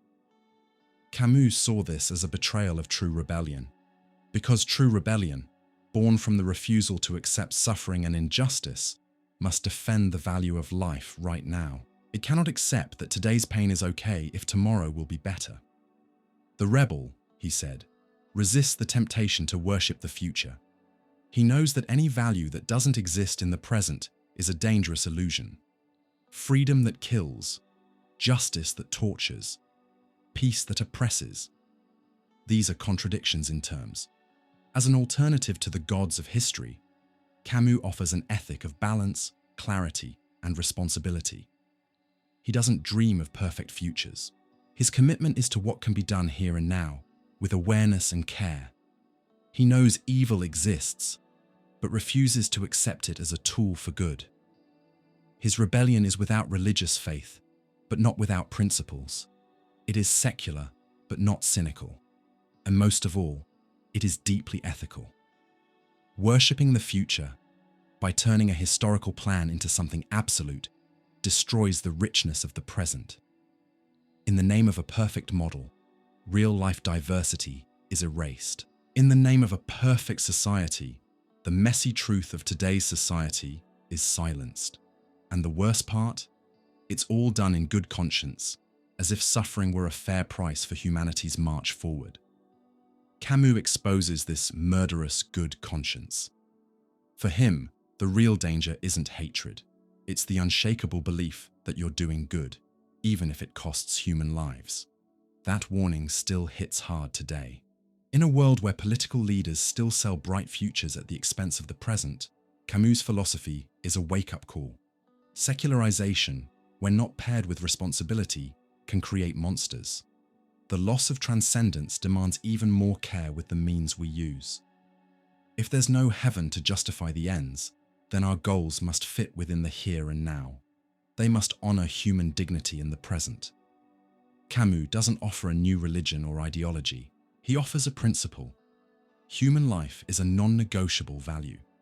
A principle that resists abstract ideas, total promises, and the violence done in the name of a future that never comes. Against the gods of history, he calls for a politics without worship, without sacrifice, without transcendence, but with solidarity, with limits, with clarity. Albert Camus didn't believe in political utopias. Living through the rise and fall of totalitarian ideologies in his era, he learned, even at great human cost, that every promise of a perfect world hides the danger of achieving it through perfect violence. That's why, in his combat newspaper articles and essays in Actuels, he sketches what we might call an ethics of the provisional, a way of thinking and acting politically that rejects doomsday doctrines, whether they promise salvation, revolution, or redemption. This ethic starts with a radically simple principle. The world is imperfect, and always will be. No political, ideological, or religious project can solve the human condition once and for all. We are finite, conflicted, vulnerable. Attempting to impose total, conflict-free, mistake-free order is inevitably a violent act. Camus counters this with an approach built on cautious hesitation, tangible reforms, and openness to pluralism. In the post-war context, marked by Soviet communism's promises, the ruins of fascism, and Europe's democratic rebuilding, Camus positioned himself as one of the rare thinkers who refused both cynicism and fanaticism. He wasn't lured by political utopias demanding human sacrifice in the name of a perfect future. Instead, he asked a simple, urgent question. How can we bring about change without promising paradise? Camus' answer is rooted in valuing the present. Politics should not be the realm of delusion or denial, but of responsibility. That means accepting that there are no final solutions, only partial improvements. No grand leaps, just slow, deliberate steps. No purity, just difficult choices between imperfect alternatives. His ethics of the provisional is a form of realistic courage that acts not from faith, but from clarity. This clarity requires what Camus called active moderation. It's not resignation or complacency. It's acknowledging that real transformation must honor two key principles: the dignity of others and the limits of the human condition. Politics, in this view, stops being a path to redemption and becomes a space for negotiation, listening, controlled conflict, and above all, reform, not redemptive revolution. To Camus, reform is the political expression of measured revolt. It aims to address injustice without demolishing the shared foundation. Reform respects pluralism and accepts that the common good is a fragile, temporary construction built with imperfect pieces. It's less flashy than revolution, but more faithful to reality. It doesn't demand the tearing down of enemies, but the creation of shared space, even with them. This commitment to imperfection also underpins Camus' defense of pluralism. He understood that a free society must allow space for different lifestyles, ideas, and partial truths. Trying to impose a single view, whether religious, ideological, or scientific, is always the prelude to tyranny. The ethics of the provisional therefore requires listening, refusal to monopolize truth, and acceptance of dissent as part of democratic life. Hesitation, often dismissal by radicals, is central to this ethical model. Camus praised prudence as a political virtue. Hesitating isn't weakness, it's respect. Respect for complexity, for diverse experiences, for unknown outcomes. Instead of acting with the certainty of being on the right side of history, Camus proposed action that accepts the risk of error, adjusts course, and constantly reflects. In politics, there is no infallibility, and that's precisely why governance cannot be treated as fulfilling prophecy. These ideas were already present in his combat writings during France's anti-Nazi resistance. Camus knew fighting fascism was necessary, but he also knew that such a fight could itself become a new kind of oppression. He insisted on constant ethical vigilance. The liberation of France, he argued, should not justify new injustices. Justice must remain measured, otherwise it ceases to be justice. The ethics of the provisional also includes a radical critique of political language. Camus condemned grand words, homeland, revolution, progress, as smokescreens masking real human suffering. He believed language should stay close to lived experience. Speak of what is real, possible, human. Promise paradise, and you betray the present. Claim to know the absolute truth, and you pave the way for ideological lies. At its core, Camus' proposal is deeply democratic, not just in form, but in spirit. For him, democracy isn't just a system of government, it's an ethic of the unfinished. It accepts that communal life requires patience, disagreement, and constant adjustment. It's a place where no one holds the final word, and everyone deserves a voice. Politics without eschatology, then, is the only kind that respects human complexity. So to introduce change without promising paradise, Camus invites us to act with firmness and humility. Firmness in refusing real injustices. Humility before the imperfection of solutions. His ethics of the provisional isn't timid, it's brave, because it faces the world as it is, without illusions. And that may be the only way to sustain a real, living, shared, and deeply human freedom.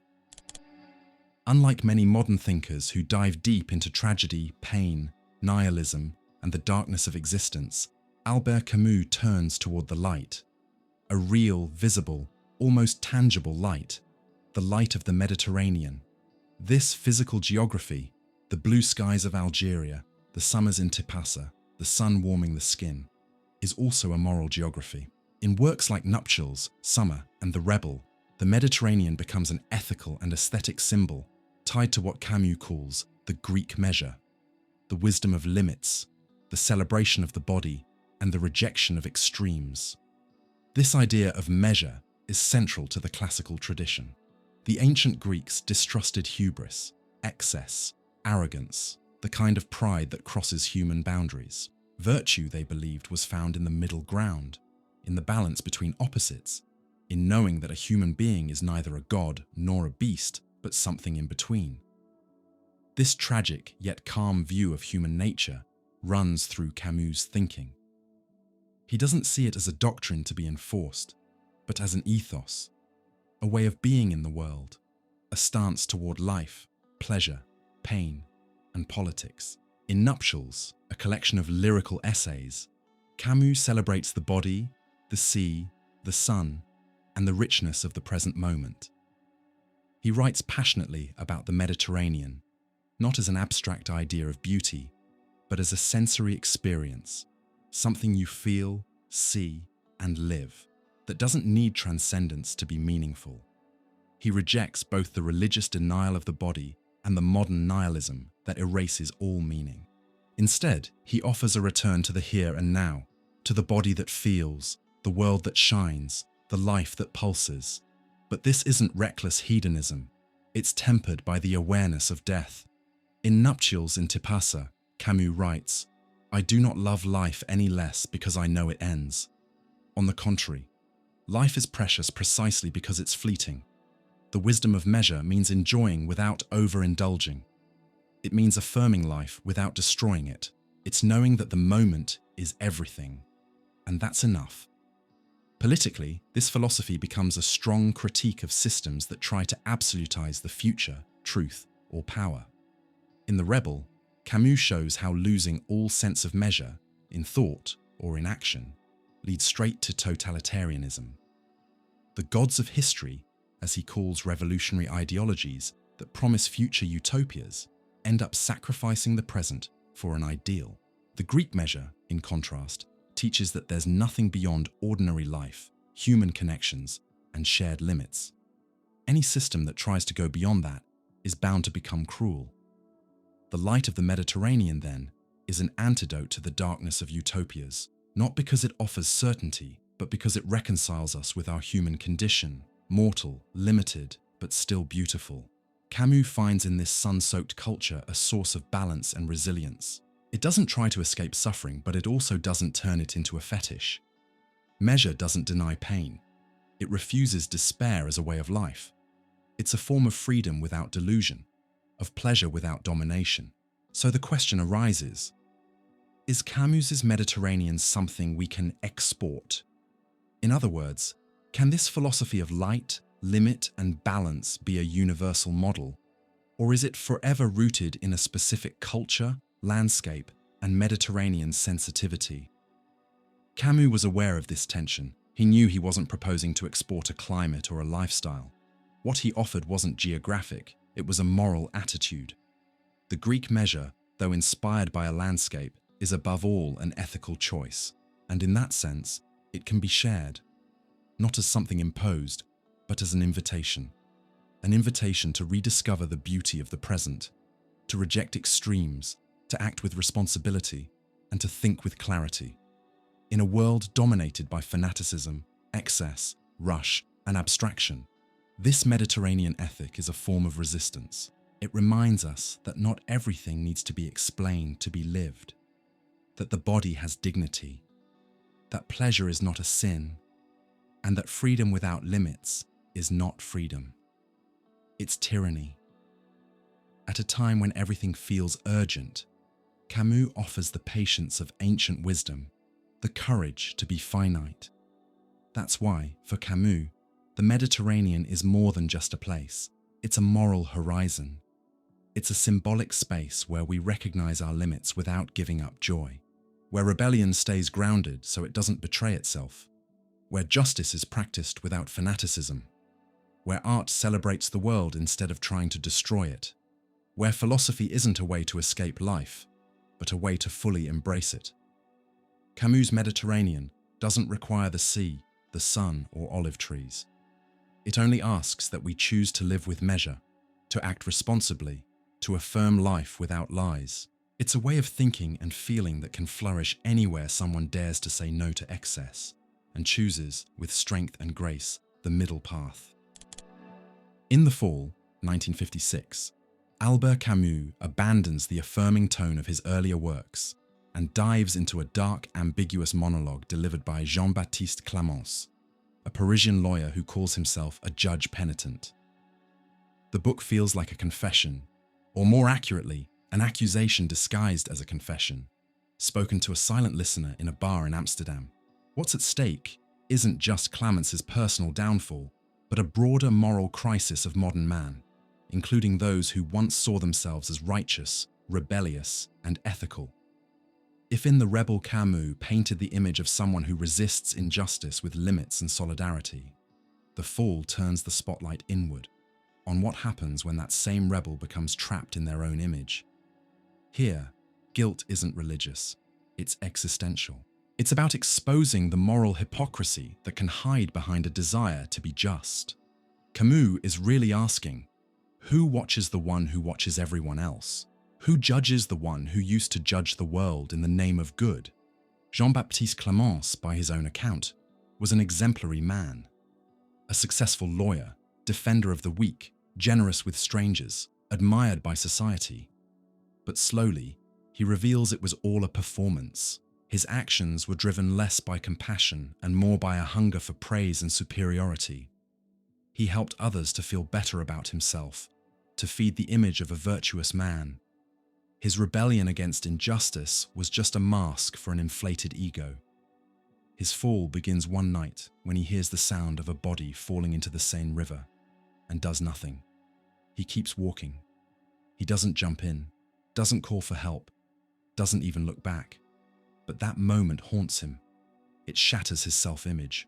The man who prided himself on being moral and just now faces his deepest cowardice. The fall, then, isn't the mistake. It's the awareness of the mistake. This guilt can't be solved by religion or punishment. It turns into speech, a bitter, ironic, devastating monologue in which Camus confesses while also accusing. By revealing his own hypocrisy, he also exposes everyone else's. By admitting his flaws, he claims their universal, moral lies, fake virtue, and the quiet pleasure of judging others to avoid facing ourselves. That's why he calls himself a judge penitent. It's a paradox. He confesses, but he also judges, and he judges through the confession. By opening up about his faults, he forces the listener, us, to confront our own. He drags others into his darkness, but with a charming smile. He doesn't want forgiveness or redemption. He wants company. His real message is, you're guilty too. In this Hall of Mirrors, Camus offers a warning about the fragility of ethical rebellion. When a rebel becomes convinced of their moral superiority, they're just one step away from hypocrisy.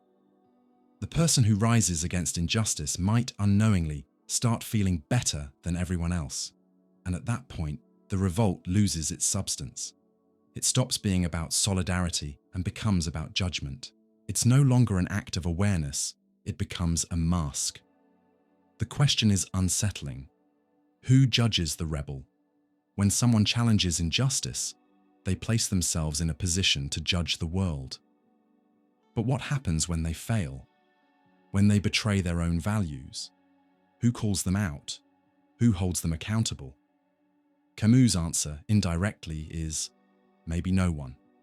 Maybe the only thing left is your own conscience, and that might be unbearable. Camus can't live with the guilt because it ruins the image he built of himself, and instead of trying to make things right or rebuild his ethics, he chooses to pull others down with him. His confession is also a seduction. He wants others to share in his guilt, his irony, his despair. What began as rebellion turns into resentment and then into bitter disillusionment. In The Fall, Camus seems to be warning us. Clarity without humility can become poison. Just being aware of the absurd, of injustice, of hypocrisy isn't enough for real ethics. In fact, it can lead to cynicism, paralysis, and constant judgment. The danger is that the rebel, once they lose connection with human solidarity, becomes just another detached observer, someone who sees everything, criticizes everything, but believes in nothing. Camus isn't just a character, he's a symbol of modern disillusionment. He carries the weight of consciousness in a world without forgiveness. And in that world, judgment is always tempting, but rarely followed by real responsibility. His fall isn't just personal, it's the ethical collapse of the intellectual, the activist, the righteous one, when coherence breaks down and all that's left is the pose. With The Fall, Camus seems to say, yes, a rebel judges the world. But that judgment is only valid if it comes with self-awareness, vulnerability, and a commitment to what's human. Otherwise, rebellion becomes just another form of power, and the rebel just another tyrant. And in that case, maybe it's not the world that needs judging, but the one doing the judging. Few thinkers in the 20th century reflected as clearly as Albert Camus on the dangers of law without limits, of a government without checks, and of justice without a human face. In The Rebel and his political essays, Camus offered a precise critique of how political systems use exceptions as tools of power, and how they often forget the human being in favor of abstract ideas like history or ideology. His philosophy of measure can be read as an ethical foundation for justice, a form of law that recognizes its own limits and places the dignity of the human person, not the state, not the party, at its center. For Camus, measure isn't just a moral concept. It's a political and legal necessity. It means that not everything can be justified in the name of a greater good. Evil committed today doesn't become good just because it promises some future redemption. No regime, no matter how revolutionary or democratic, has the right to deny the value of human life. That's why Camus rejected what he called the idolatry of history.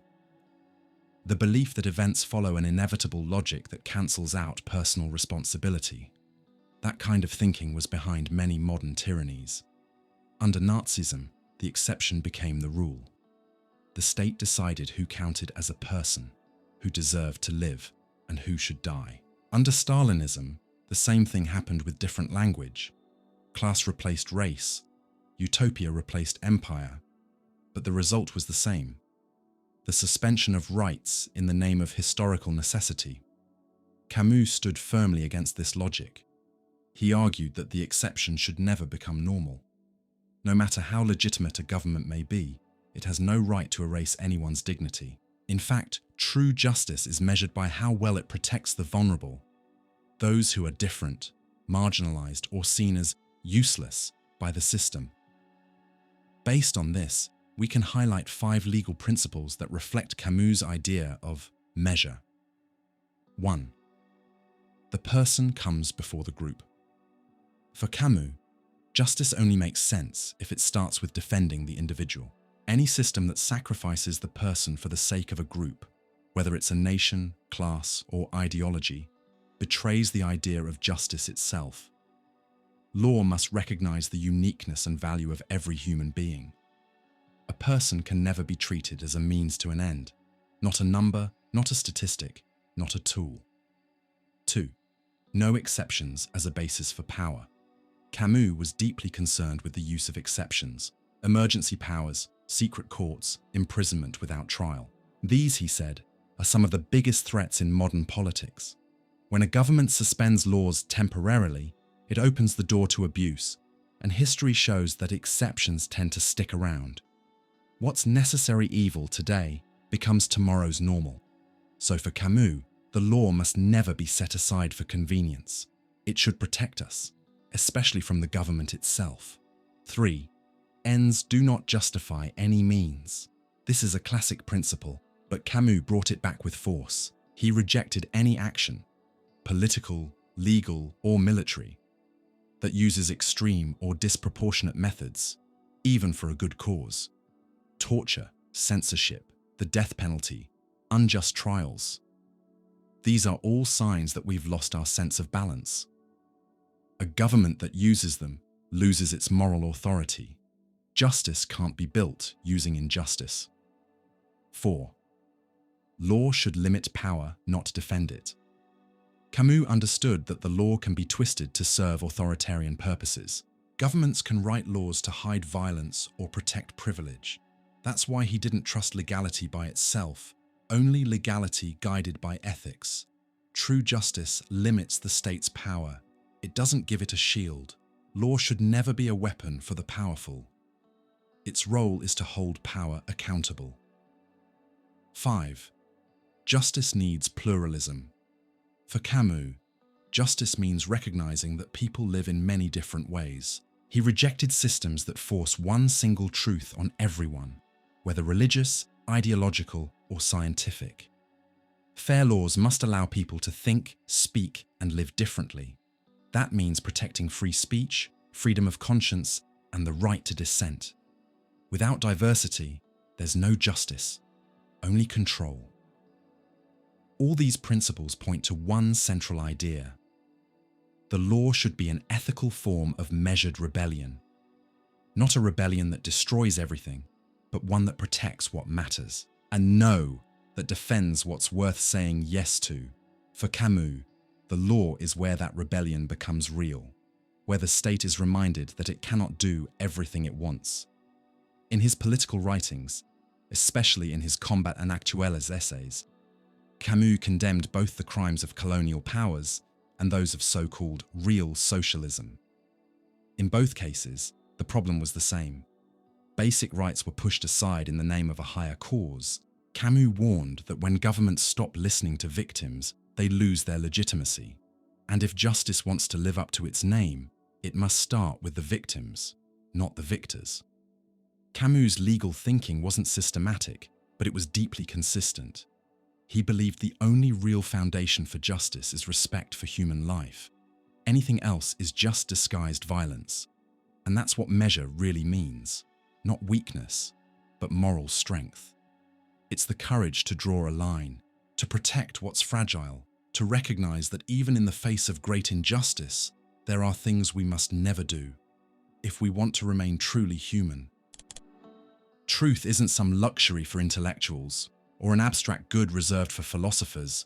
It's an ethical, political, and deeply human responsibility.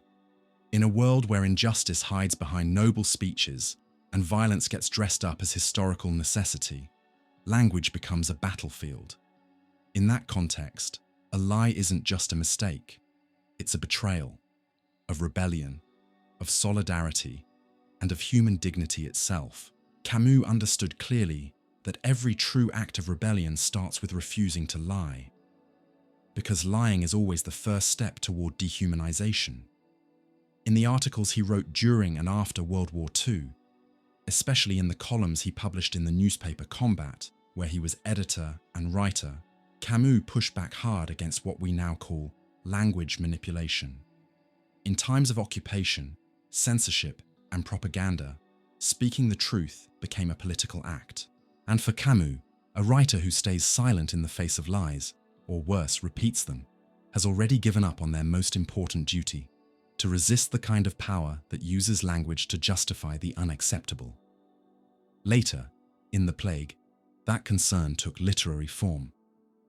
The city of Oran, slowly overtaken by a deadly epidemic, is also infected by something else: a refusal to face reality, a delay in speaking the truth, a resistance to naming what's really happening.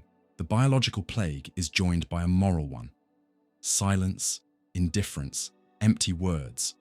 In that environment, language stops being a bridge between people and turns into a veil, a shield, a mask. Dr. Rieu, the narrator of the novel, doesn't just fight with medicine, he fights with words. His mission is to name what's real, no matter how brutal, not to sugarcoat it, not to soften the blow, not to justify anything, just to say, this is a plague, even when everyone else would rather believe it's just a minor public health issue. His commitment to the truth is the deepest form of rebellion, one without weapons, but full of clarity. For Camus, lies are always anti-human because they destroy the very heart of rebellion, a connection to reality. The rebel says no to injustice because they see it. They see the humiliation, the pain, the oppression, and seeing demands naming. If language gets corrupted, if facts are distorted, if words no longer link us to the world, rebellion loses its foundation. Lies disconnect us from the suffering of others, numb the outrage of injustice, and shut down the voice of conscience. That's why Camus strongly opposed what George Orwell would later call doublethink, the mental trick of holding two contradictory beliefs at once, like when people say they're killing for peace, torturing for truth, or staying silent for freedom. That kind of upside-down language is the root of totalitarianism. When words lose their grip on reality, crimes no longer feel like crimes, enemies stop being human, and injustice becomes just another normal thing. In totalitarian regimes, lying isn't a mistake, it's a method. Propaganda is used to reshape perception, dull critical thinking, and encourage blind obedience. Camus saw it happen in both Nazism and Stalinism. In both systems, language was hijacked. People weren't called by name anymore. They were elements, traitors, enemies of the state. Words stopped revealing and started hiding. And in that process, our sense of shared humanity disappeared. Against this abuse of language, Camus offered an ethical alternative: just speech. For him, language should connect, not control. It should uncover reality, not cover it up. Writers, journalists, and conscious citizens all have a responsibility to keep language grounded in real human experience, in pain, in joy, in loss, in hope. When language becomes vague or fake, rebellion becomes impossible, because pain that isn't named can't be resisted. That's why the language of rebellion needs to be simple, direct, and honest. No fancy slogans, just a return to the basic bond between words and the world. Camus knew that, in an age full of lies, telling the truth might seem naive, or even dangerous. But that's exactly why it's necessary, because truth, when quiet but firm, can restore dignity in the middle of chaos. This ethics of language is also a form of resistance against cynicism. When everything becomes relative, when all words can mean anything, when speech is just a tool for manipulation, public life falls apart, and justice goes with it. Rebellion, in that scenario, turns into mere performance. Camus demands more, a rebellion that starts with honest words, a refusal to lie, even when lying would be easier or more strategic. So when Camus says that lying is always anti-human and anti-rebellion, he's saying something deeper, that any political movement that abandons the truth has already betrayed the people it claims to defend. Because lying doesn't just destroy ideas, it destroys trust, compassion, and the ability to listen. It wipes out the space where we come together and replaces it with a game of masks. In a time of mass propaganda, media spin, and rigid ideological speech, Camus' warning still matters. There is no real rebellion without truth, and truth cannot exist without language. Taking care of our words means taking care of what makes us human. It's how we keep the door open to connection, to resistance, to meaning, even in the middle of the plague. The 21st century is fertile ground for disobedience. From climate activism to racial justice movements, from women's rights to uprisings against authoritarian regimes, the modern world is filled with different forms of resistance. In the midst of a crisis of political representation, growing distrust in institutions, and the rise of extreme rhetoric, direct action, sometimes spontaneous, sometimes organized, has re-emerged as a way for people to reclaim their voice when they feel invisible. But with this renewed spirit of disobedience come tough questions. How do we take action without destroying? How do we resist without becoming fanatical? How do we stand firm without turning to hate? It's in this uncertain terrain that Albert Camus becomes relevant again, as an ethical compass. His book, The Rebel, offers more than just a philosophical analysis. It lays out political principles that still help us navigate the fine line between clarity and chaos. Camus doesn't reject disobedience. In fact, he sees it as essential to human dignity. But he insists that every true act of rebellion must have limits. Disobedience, if it hopes to be legitimate, has to avoid two dangerous extremes: nihilism, which destroys everything out of disbelief, and conformity, which accepts everything out of fear. Camus starts by saying that real disobedience comes from an ethical refusal. A person says no, not out of arrogance, but because something deeply offends their conscience. A show of power, a deep injustice, or a collective humiliation. But this no also carries a yes with it, a yes to human dignity, a yes to the value of life, a yes to the possibility of a more just world. For Camus, rebellion is about setting boundaries. It says, there is something here that cannot be tolerated, and that's why I rise. More, it's not about rejecting everything. It's about drawing a line and saying, this is where it stops. But this refusal can only stand if it's guided by two key principles: non-violence and consistency between means and ends. Camus knew that violence can be tempting for the rebel. The thirst for justice can easily turn into a thirst for revenge. But he warned, when rebellion turns into a tool for total destruction, it betrays its own origin. If your methods contradict your goals, then your goals become meaningless. You can't build freedom using repression or dignity through murder. Disobedience, then, needs a sense of proportion. It must recognize the limits of what is acceptable in the name of a cause. In The Rebel, Camus doesn't separate ethics from politics. He argues that every public action must also be judged by what it does to real people. If direct action ends up oppressing, humiliating, or destroying someone's life or dignity, it loses its moral ground. A just rebellion doesn't ignore compassion. It's based on it. But how do we apply these ideas to today's movements, which are often driven by urgency, desperation, and the chaos of social media? How can we act in a world that demands instant, absolute responses? First, we need to reject nihilism disguised as radicalism. A lot of current discourse is fueled by the belief that everything is corrupt, everything must be torn down, and no institution is worth trusting. This attitude may sound revolutionary, but as Camus reminds us, nihilism is the internal enemy of true rebellion. It turns ethical refusal into blind destruction. Nihilism doesn't offer solutions. It just tears things apart, mocks, destabilizes, and denies. And in the end, it often feeds the very authoritarianism it claims to fight. Camus suggests the opposite, a creative rebellion, not a destructive one. A disobedience that affirms, that builds spaces of justice through the very act of resistance. That means paying close attention to how we act. It's not enough to have a just cause. The way we fight for it must also be just. This alignment between means and ends is what separates Camus' ethics from pure strategy. For him, political action isn't just about getting results. It's about staying true to a vision of shared humanity. Second, Camus warns against conformity disguised as pragmatism. During political crises, we often hear things like, "This isn't the time for ideals," or "The system is what it is," or "That's just how things work." This kind of quiet resignation kills political imagination. And worse, it normalizes injustice. In this context, disobedience reminds us that accepting everything is also a form of violence.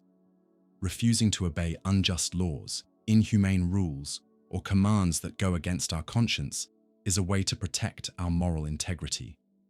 But Camus doesn't stop at saying no. He calls for a kind of action that combines clarity with solidarity. Clarity keeps us from falling into ideological traps. Solidarity keeps us from getting stuck in isolated outrage. True disobedience isn't about the individual. It creates community. It builds a political we that isn't based on hate for others, but on a shared commitment to human dignity. That's why applying disobedience today means constantly asking ourselves, are we fighting injustice, or just reacting to it with a different kind of exclusion? Are we protecting life, or using it for our own ends? Are we expanding freedom, or replacing it with new dogmas? Camus' ethical compass helps keep us on track. If the means don't respect human dignity, the goal is an illusion. In a time of extremes, Camus offers us the value of restraint, not as weakness, but as moral courage. The courage to say no responsibly, the courage to resist without losing ourselves, the courage to disobey without betraying what makes us human. If this video made you think, if it touched something inside you or sparked a new perspective, go ahead and give it a like. That helps us spread this conversation even further. And of course, subscribe to the channel so you don't miss out on more topics like rebellion, freedom, ethics, and the many questions that shape our lives. Here, philosophy isn't some distant theory.